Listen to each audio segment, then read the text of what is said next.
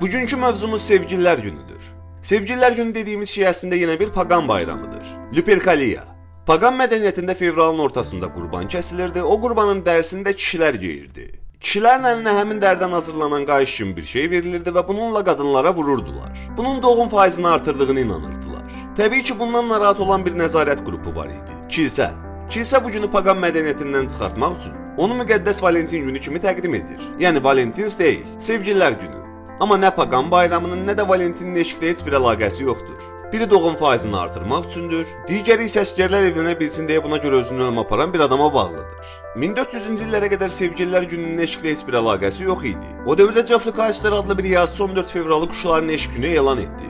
Bu anlayış yüzillərlə davam etdi, ta ki sənaye inqilabına qədər. Daha sonra açıqçaların kütləvi istehsalı, mətbəə texnologiyası və poçt sistemlərinin inkişafı ilə eşq ilk dəfə paketlənib satıla bilən bir şeyə çevrildi. Buna görə də bu qədər ön plana çıxarıldı. Eşq güya həyatımızın mənasıymış kimi təqdim olundu. Eşq və sevgi dediyimiz şeyə simvolik kapital üzərindən dəyər verildi. Nə qədər böyük hədiyyə alırsansa, o qədər çox sevirsən. Nə qədər çox pul xərcləyirsənsə, o qədər çox sevirmişsən kimi qəbul edildi. Filmlərdə də bu belədir.